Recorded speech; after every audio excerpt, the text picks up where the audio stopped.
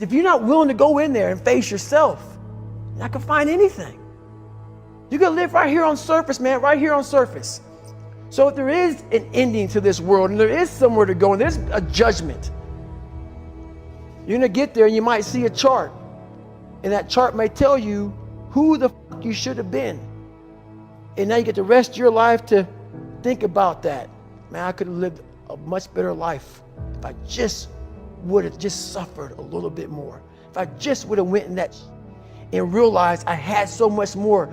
But fear and the 40% and living here versus living here, being afraid, stop me. Your biggest enemy, the most important conversation you will ever have in your life is the one you have with yourself. You wake up with it, you walk around with it, you go to bed with it. Eventually, you're going to act on it, whether you're good or bad. You have to. That's why the whole thing about this book I have, it's about you. It is about you. It's strictly about you finding who you are. So many people die, live 100 years, never fucking know who they are. Never know who they are. You have to look in that mirror and know there's so much more in here, man.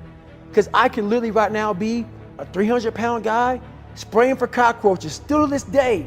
If I did not look in that mirror and say, there has to be more to this. This can't be it. And then willing to go into it, dive deep into it, and give all I have to find it. So that's what all that's about. Let's say there's 10 people in this room, and we're all mediocre.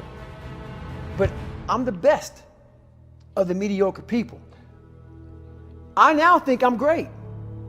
I'm great.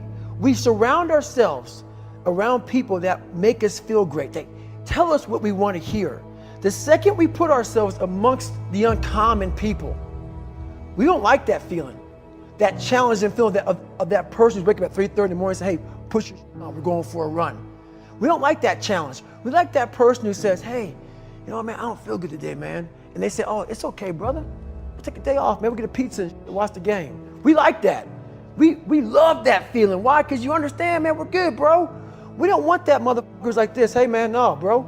Get your fucking shit on, man. Stop being a punk. We don't want that in our lives. We don't want that person who's constantly challenging our weaknesses. We want that person who's constantly, making us feel nice and good and secure in ours. That's the mediocrity of life. We want to be the best amongst the average people. People wonder, how do you stay hungry all the time? Because after I accomplish something, I don't sit back like a lot of guys who graduate buds, graduate this, graduate that. They get comfortable. They wonder why I'm getting weak, man.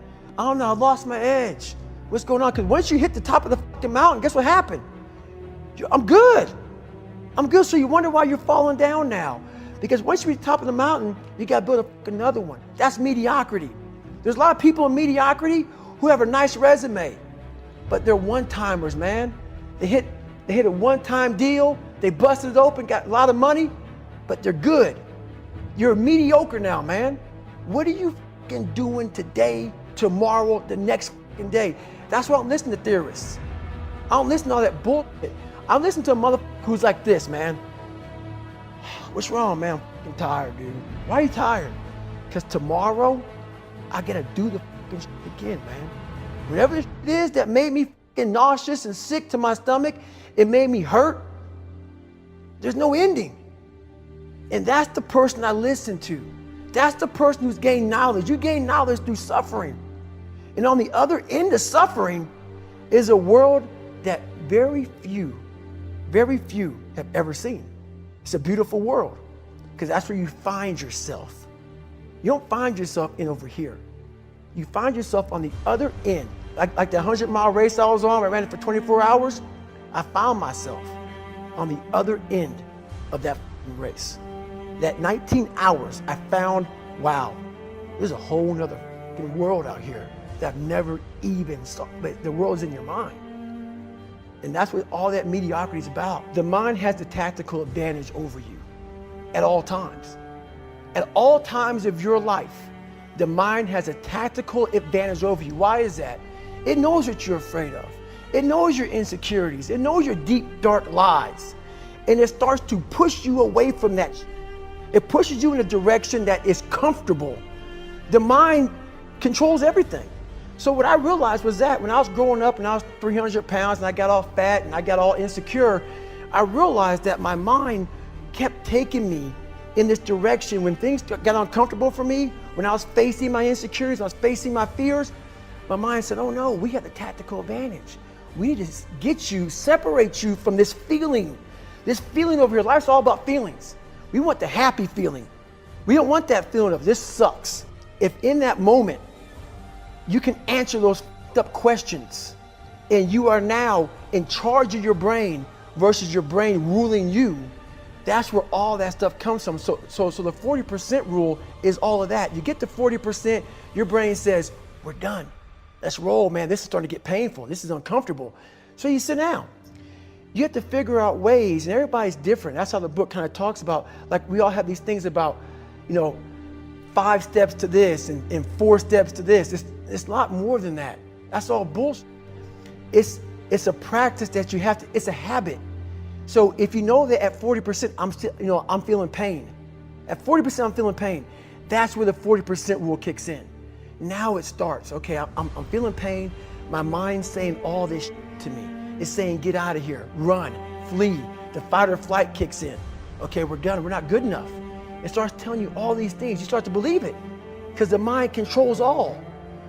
This is the time where you have to gain control back of your mind. It's okay. Let me see if I can go 45%. And once you start giving yourself more and more hope and start realizing, okay, the mind starts to be, okay, what are you doing? We're supposed to be going right and you're going left. You start then controlling your mind. Start finding more in yourself. And then it goes from 40% to a lot further than that. But that's the start of it though. Get to the spot where your mind is saying stop. Wherever that is, you gotta get there first. And then that's when that starts to work for you. You gotta control yourself in that moment.